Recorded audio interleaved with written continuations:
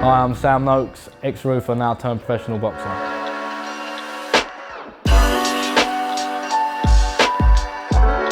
Started boxing when I was 13, and then I got into roofing when I was 16, and yeah, I think just being in that sort of working environment helped with the discipline along with the boxing as well. It sort of worked hand in hand really, like, because when you're younger you've got all these ideas what you wanted to do, but I sort of fell into roofing, and I think looking back now, like, it all sort of worked perfectly for me. I turned pro in 2019, and then I was lucky that I got a good sponsor straight away and that I could stop working, but then I kept floating back. So I just love being in that environment. I think you can take the boy out of roofing, but you can't take the roofing out of the boy. So I'm 8-0 as a pro, and obviously you've done your learning stage. I'd say I'm out of that now. I've won the WBC Silver International in my last fight, a tough opponent, and yeah, it's just I'm looking for a big 2022. I'm looking forward to what it brings. Got a few fights lined up, and I can't wait.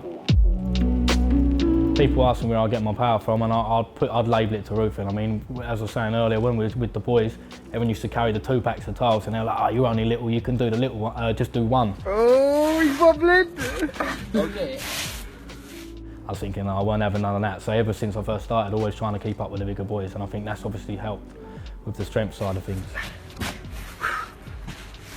I mean, I used to graft, but they're all there. They all come and support me. I think they're all happy for me, and even like this is like the top of the top now. But even back when it was just amateur and you weren't really making a lot of noise, they still always back me. Like if I had a day off, sometimes they'd pay me for it. Do you know what I mean? So I've always had good backing from the boys I used to work with.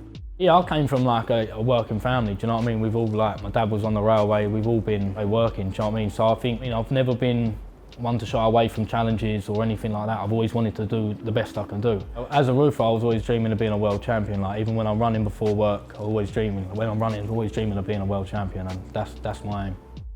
The training whilst roofing was hard work. Like, you know, anyone who knows the trade will know it's hard graft anyway, but I used to get up at 5 in the morning beforehand, go for a run, and then obviously do a day's collar, and then go back to the gym, and you just do that Monday to Friday. That was my life for a few years. But I think the hardest part about the boxing game is definitely dieting.